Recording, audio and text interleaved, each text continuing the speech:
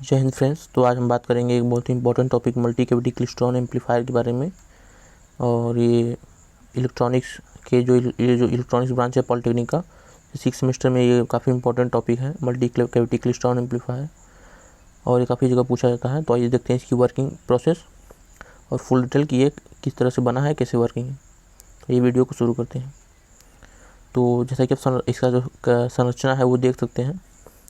तो यहाँ स्टार्टिंग से शुरू करते हैं। यहाँ पे एक देख रहे हैं कॉइल टाइप का लगा है, ये इसका नाम हीटर है।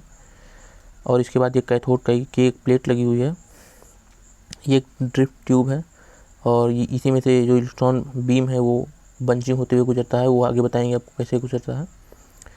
तो जैसे ही इस हीटर को गर्म किया जाता है तो यहाँ से इलेक्ट्रॉन निकलता है। उससे पहले देख लीजिए ये यहाँ पे जो कैविटी लगी है इसको कैविटी बोलते हैं। ये RF यहाँ से सिग्नल जो होती है, इनपुट आउटपुट होती है, रेडियो फ्रीक्वेंसी सिग्नल जिसके पावर को एम्पलीफाई करना होता है। और ये इन दोनों कैविटी को इंटरमीडिएट कैविटी कहते हैं। और ये जो है आउटपुट RF आउटपुट कैविटी है, इसे बंचर कैविटी भी कहते हैं, क्योंकि यहाँ से जो RF सिग्नल वहाँ से इनपुट होती है इसे कैप्चर कैविटी कहते हैं। यहाँ से इलेक्ट्रॉन आउट होता है। और ये जो देख रहे हैं ये मैग्नेटिक कॉइल्स लगी होती हैं। ये कॉइल्स इस जो सिग्नल एम्पलीफाई हो रहा है उसको एक सही दिशा में देने के लिए यूज़ की जाती है। और इन सभी जो कैविटीज़ हैं इस पर पॉजिटिव पोटेंशियल अप्लाई किया गया होता है। और इस जो कैथोड प्लेट यहाँ पे लगी होती है, यहाँ पे नेगेटिव पोटेंशियल, और यहाँ पे कलेक्टर पे भी हाईली पॉजिटिव पोटेंशियल अप्लाई किया गया होता है। तो इसकी वर्किंग की बात करें तो यहाँ पे जैसे ही इस हीटर को गर्म किया जाता है तो यहाँ इस कैथोड प्लेट से इलेक्ट्रॉन उत्सर्जित होता है, और यहाँ से इलेक्ट्रॉन एक एक करके यहाँ पे आगे बढ़ता है। और यहाँ पे जैसे ही RF सिग्नल जो होता है जिसके पावर को एम्पलीफाई करना है उसको इन करते हैं तो उस सिग्नल उसमें बंचिंग बनाता है। तो मान लीजिए कि जो हमने RF सिग्नल इनपुट किया है वो इस समय 0 फेज पे है। ये मैंने RF सिग्नल जो है RF सिग्नल इसको ये इनपुट किया जाता है इस पर। ये मान लीजिए 0 फेज यहाँ पे इनपुट हो रहा है इस जगह पे। तो उस समय पे क्या होगा, उस समय पे इलेक्ट्रॉन जब इस सिग्नल से टकराएगा तो उसकी स्पीड में कोई इजाफा नहीं होगा, उसके पावर में कोई एम्पलीफाई नहीं होगा। वो जैसे जा रहा था अपने सेम स्पीड से ऐसे ही गति करने लगेगा। उसके बाद ये पॉजिटिव सिग्नल, जैसे ही पॉजिटिव सिग्नल आएगा यहाँ पे RF सिग्नल की पॉजिटिव हाफ साइकिल आएगी, वैसे ही इलेक्ट्रॉन्स और पॉजिटिव हाफ साइकिल मिलके इलेक्ट्रॉन की स्पीड को और कम कर देगा और इलेक्ट्रॉन और स्लो चलने लगेगा। और जैसे ही उसके बाद नेगेटिव साइकिल है, ये जो नेगेटिव साइकिल है इसकी आने पे इलेक्ट्रॉन नेगेटिव साइकिल के साथ मिलकर काफ़ी फास्ट तरीके से आगे बढ़ता है।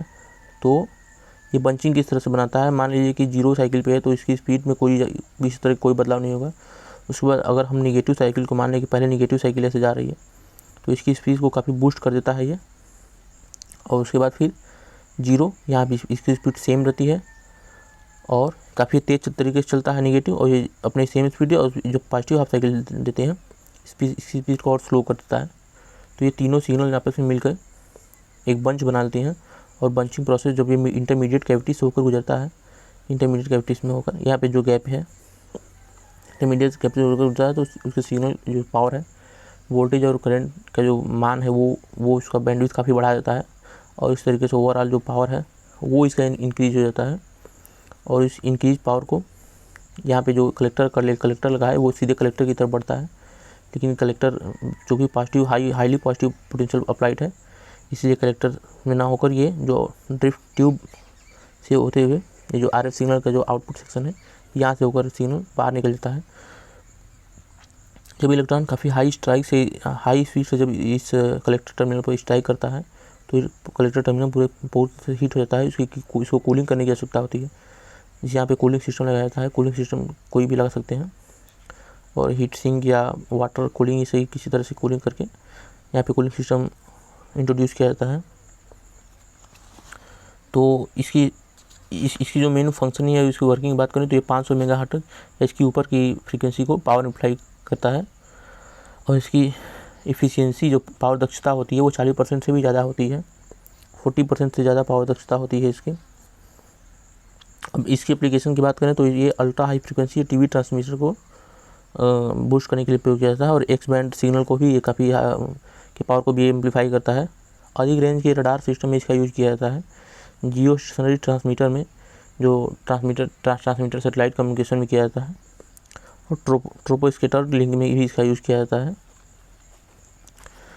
तो ये काफ़ी पॉपुलर एम्पलीफायर है। इसका यूज बहुत हर तरह की सिग्नल की जो होती है RF सिग्नल, ये पावर को काफ़ी हाई एम्पलीफाई कर देता है। तो अगर वीडियो आपको पसंद आया तो चैनल को सब्सक्राइब कर दीजिएगा और वीडियो को लाइक कर दीजिएगा। हम मिलते हैं एक नेक्स्ट वीडियो में, तब तक के लिए धन्यवाद। Thank you. जय हिंद।